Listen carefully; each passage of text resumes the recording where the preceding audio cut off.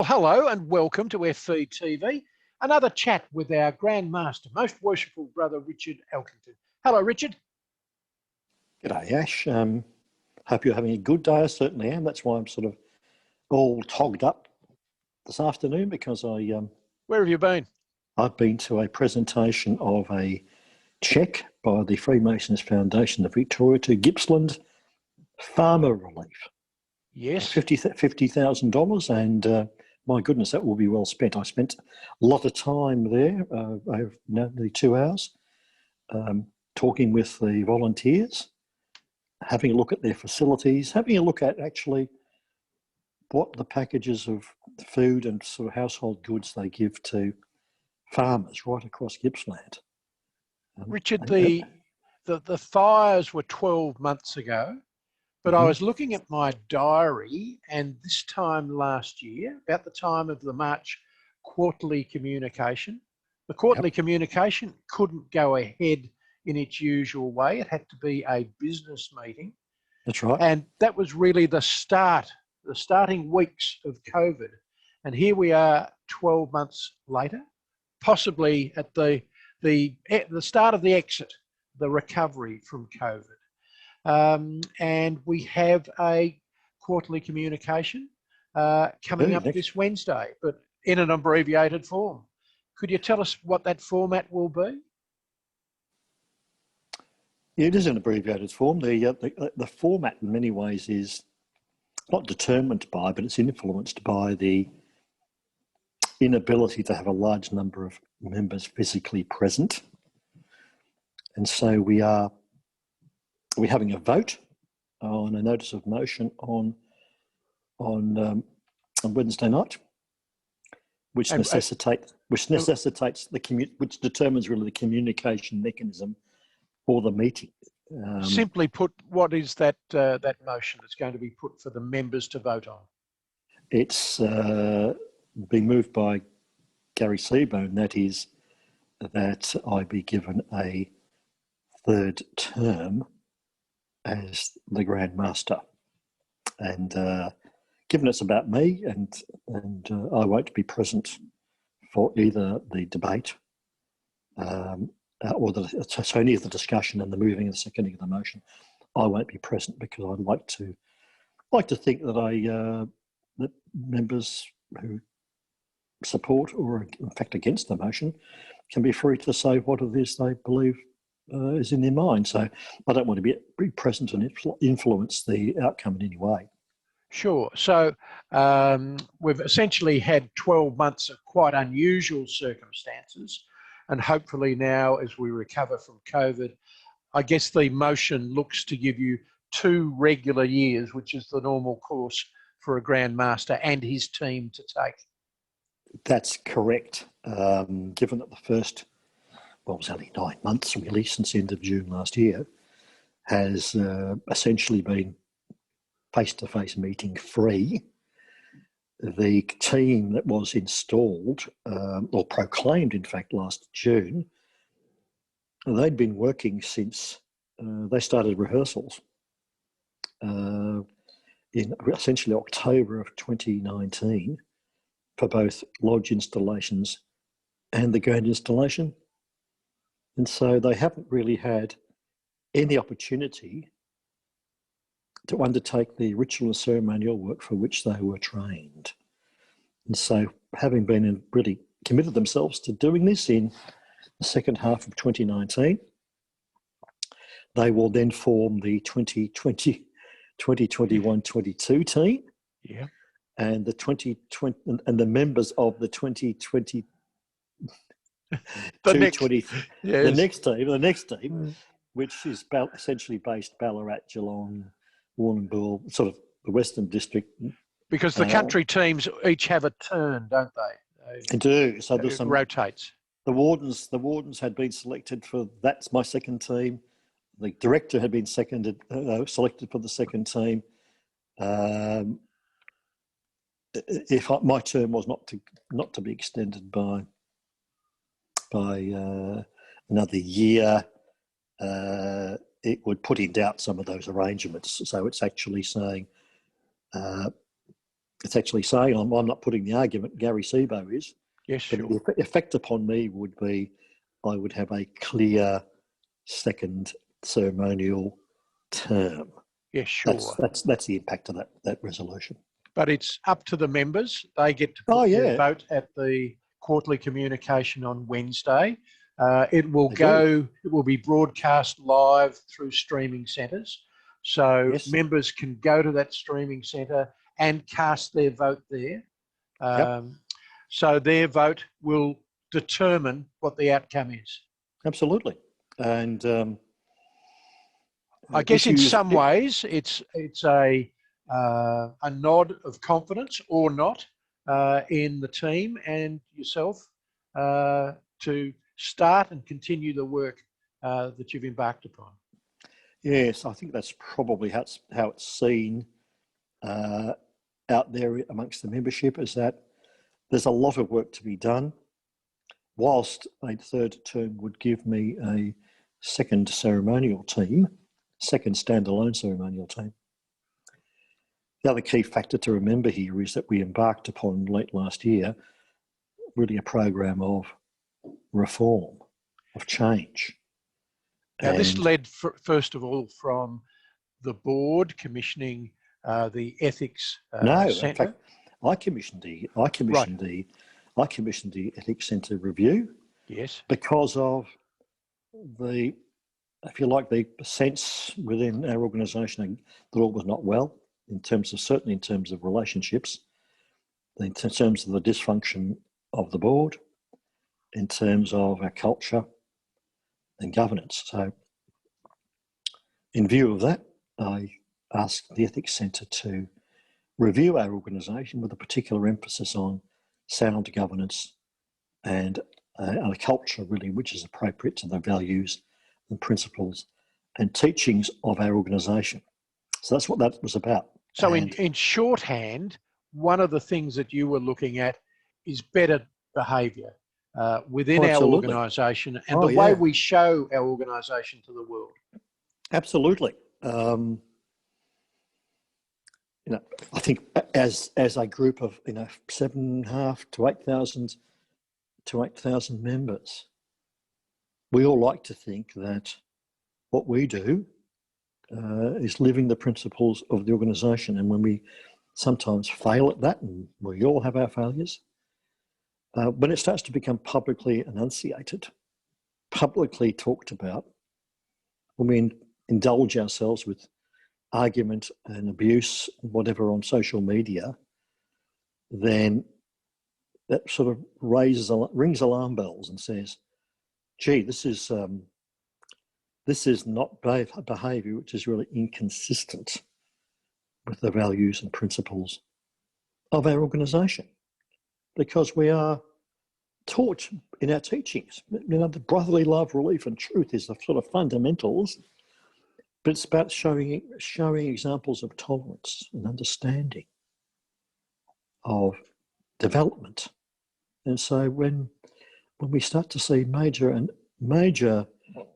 examples, manifestations of bad behaviour, it concerns us all. And so the Ethics Centre really came to the conclusion that it was the culture of our organisation that was a major factor. It was the structural discontinuities really between business on the one hand, commercial and Masonic on the other, and we somehow mixed those up. So they were able to say we need a clear distinction between those two. Richard, so would it be fair to say you saw behaviour that wasn't our best, and you decided to say with your team, stop, let's halt this, let's work to be now the best version of ourselves that we can possibly be, and let's find a way to do that at every possible level in the organisation?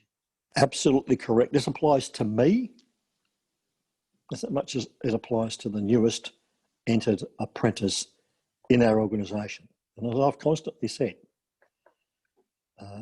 I've had behavioural failings. I'm a prisoner of the culture of the organisation as much as anybody. But let's not just continue and sort of patch it up and go on pretending that everything's fine and being nice to each other. We've actually got to change, got to pursue fundamental change so that we can actually rebuild our organisation as one we're all proud of, and one that we would be glad to bring our friends and our family too. Well, as lodge meetings start again after COVID, Oh, thank goodness for that. And as Masonic centres start to reopen again up to full speed, you and I were both at a first degree last week, and there have been others starting as well. Yes. And the numbers are looking quite positive across our entire organisation. For years and years, we've been talking about numbers perhaps going too far south. There's actually real promise that we can turn that around, because I know that in one of the areas that the membership VAT has been working on, they used a Facebook local campaign, and they had to stop it because the demand was beyond what they could handle. But for an initiate coming in, they don't know of all this history, and what they're seeing, hopefully, is an organisation that's saying, look, we've had our problems, but we're working our hardest to make it better. And you've instituted a change process that involves Gary Sebo, a past Grand Master, and led by Professor Stephen Duns. For those hearing it for the first time, could you summarise what that change process is? Well, the Ethics Centre made a number of recommendations, and we've already spoken about what some of those are. There's culture survey, there's the approach to governance, there's the approach to the Constitution. And so what those forums, member forums, were about really in February was about getting a strong sense of what the key issues are in our organisation that need to be dealt with, as well as supported by observation, by knowledge, and by the Ethics Centre report itself. And so Gary Sebo and Stephen Duns advertised for members to participate in a change program. They've streamed them, so the number of appointments have been made and announced. I had absolutely nothing to do with it. Deliberately, they've been chosen on merit. Yeah, could I interrupt you there? One of the things that I guess has dominated the conversation of recent times is newer members, younger members, saying, putting their hand up and saying, we'd like to participate more, we'd like to be involved. And in response to that, they've applied to be part of the change process. Yes. And the names reflect that newer people, rather than the same old names, are being involved. And you've also started a young person's advisory group to also address that. Please tell us about the young person's advisory group and the role that they're going to be playing. Well, I could say that, the young person's advisory group was actually discussed between myself and Brother Justin Stark some time ago, and we had a under 40s group back in around about the time of our centenary. The average age of our organisation is about 67, 66, 67. We have a large number of young people in the organisation, but when you look at our org structure and committees, it tends to be those of us who are at or older than the average. And so if we actually want to build an organisation for the future, not the past, we need to take account of the views of the younger members of our organisation. And so Paul Brenand has put together a young person's advisory group. We've constructed a terms of reference, a charter for that group. A lot of issues in our organisation, most of them will be canvassed with this group, as well as sort of getting some contemporary approaches to issues like, communications, some of the fundamental issues associated with lodges, because often people like me need to let go and start listening very much to the views of our younger members. And so it's really asking younger members to have a voice in the way the organisation is led, managed and operated. And so I'm putting it at the high level. So really, nothing is really off the table. You can't ask people to be consulted, to be part of a consultative process and then say, oh, well, you can't consult about that.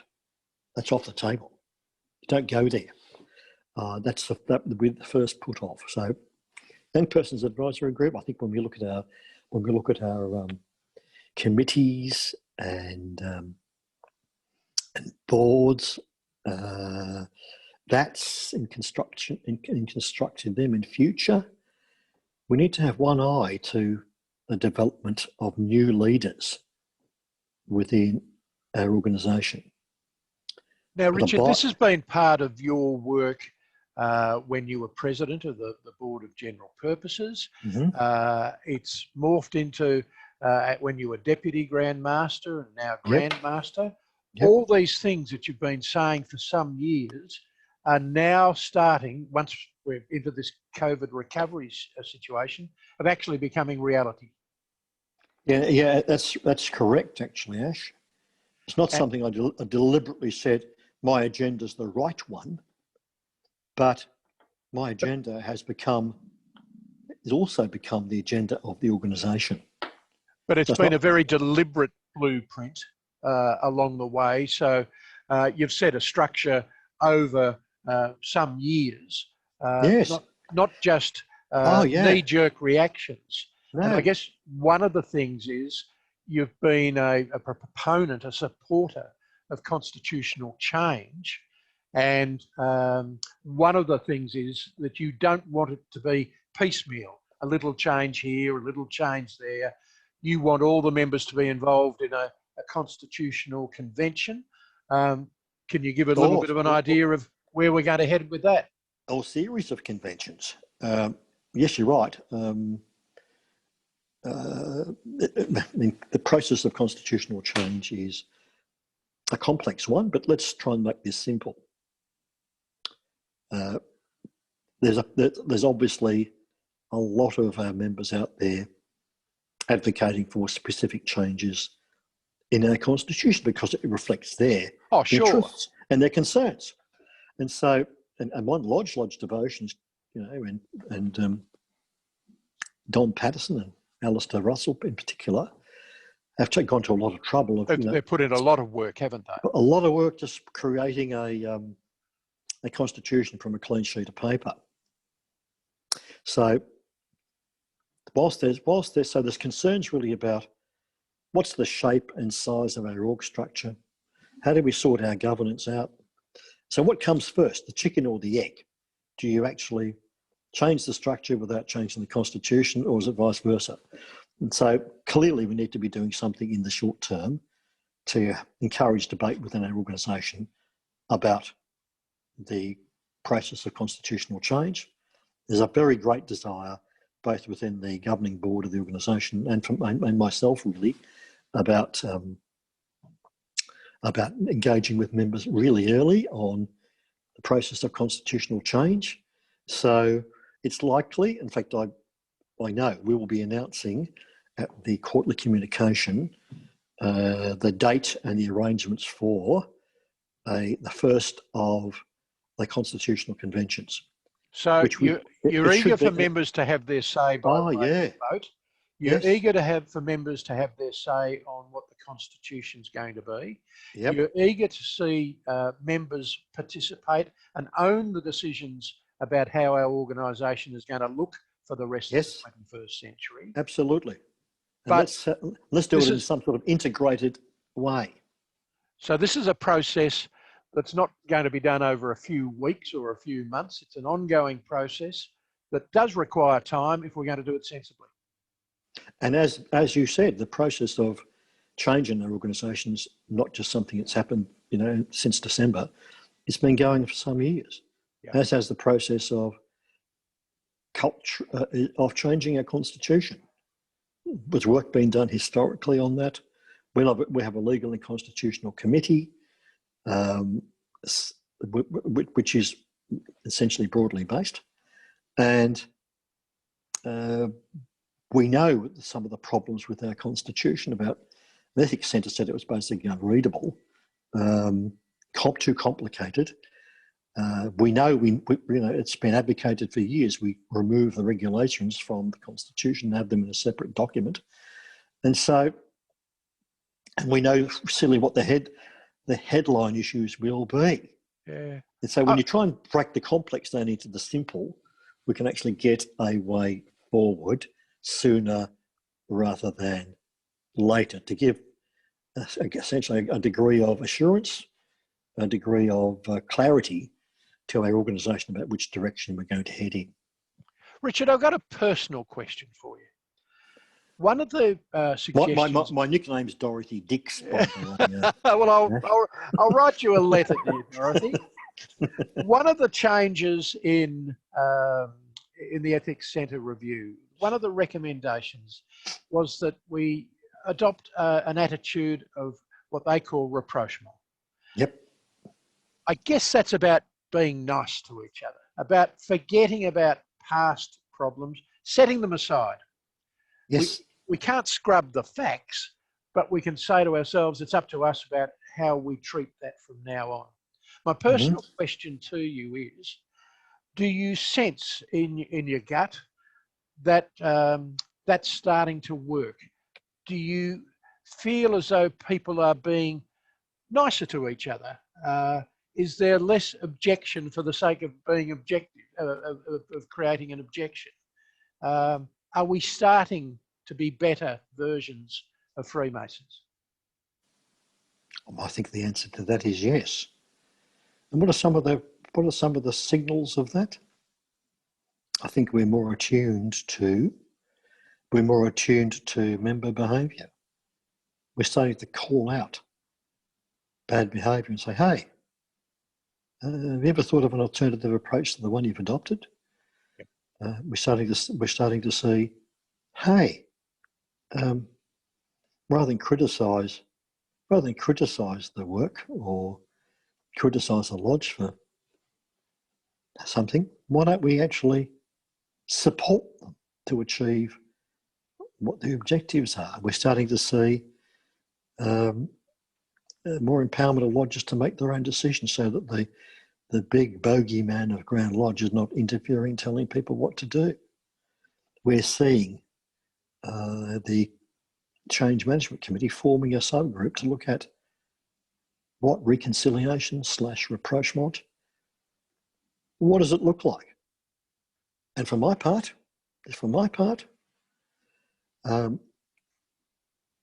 I've let go. I'm not seeking to prosecute old arguments, old enmities. I don't hate anyway, but old arguments and disagreements, I'm not seeking to re-prosecute any of that. It's about forgiveness. It's about saying, well, it was our structure. It was our lack of teaching and learning within our organisation. It was a horribly confused constitution. It was about our structure, which gave effect to some of these things. we're not offering those as excuses, but that's the sort of framework in which we operated. Yeah, I sense, That's, Richard, that as we come out of COVID, as we start the recovery, as lodges start meeting, people start seeing each other face to face again, that they're looking for a nicer place to go to than they had perhaps in 2019 or the start of 2020, that they're prepared to be nicer people, that they're prepared to work hand in hand to get joint objectives, and that we've got really a new opportunity to make a better place, to be better Masons ourselves, but also for Freemasonry to be a better institution. Yeah, I'm not a psychologist, but I sometimes think that, you know, we're in lockdown and restrictions for so long. Many of us have fundamentally asked ourselves, probably not for the first time, why am I a Freemason? Why? What is it about this organisation that I like, I love? What is our place in society? How relevant are we? So we've had the opportunity to reflect on all of that and say, well, do I want to go to lodge to have an argument?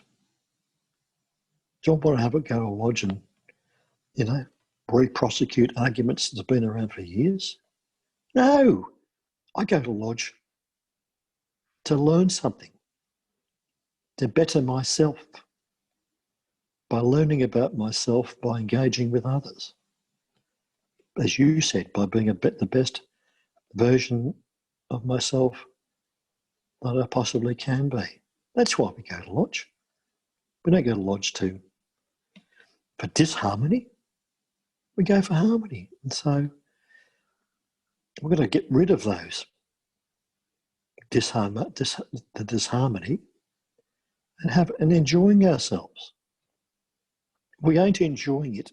As an old mentor of mine, Frank Slutskin, said, remember Frank Slutskin, I imagine, Ash? Yes, indeed. Frank Slutskin said, if it ain't fun, don't go.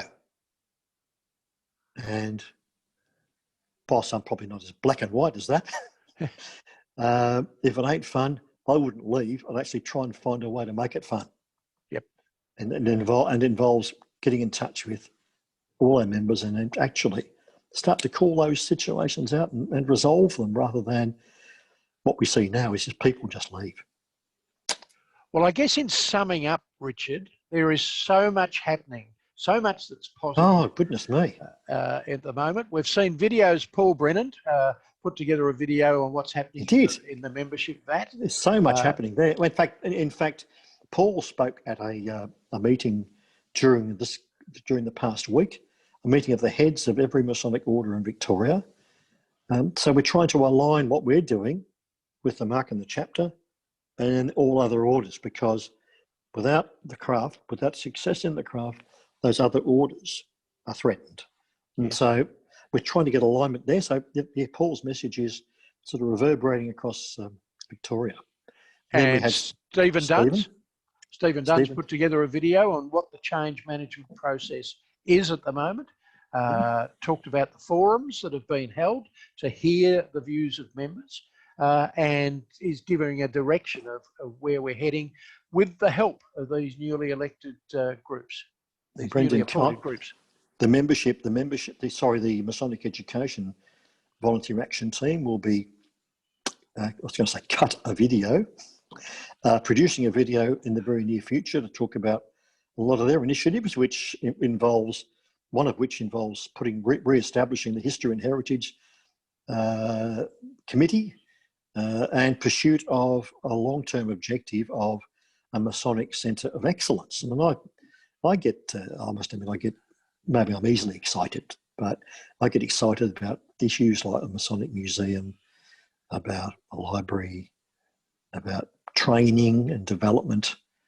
And so it opens the doors that beyond our ritual and ceremonial, but especially for newer Freemasons. It paints a picture of how they can be better men, how they can be better fathers, grandfathers, better at work, better in society, and better mates.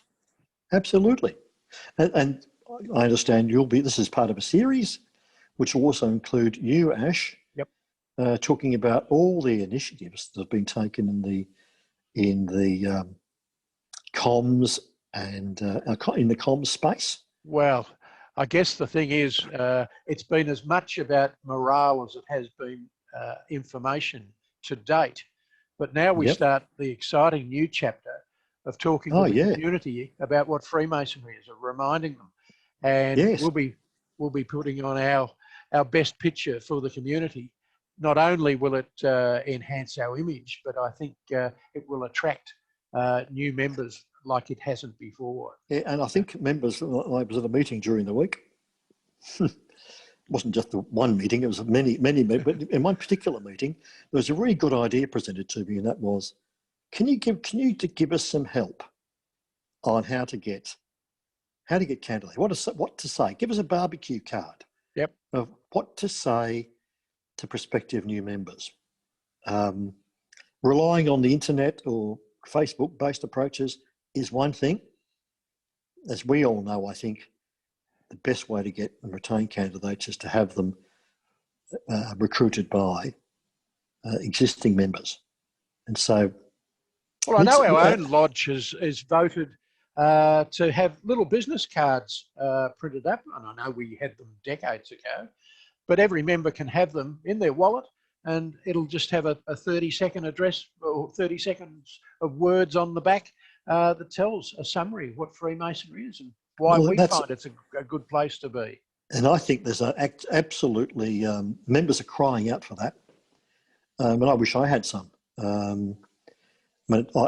Probably I talk too much and give them too long a description, but it would be nice to give a very sharp barbecue card type summary that you're holding a sausage at a barbecue and you can talk about what Freemasonry is.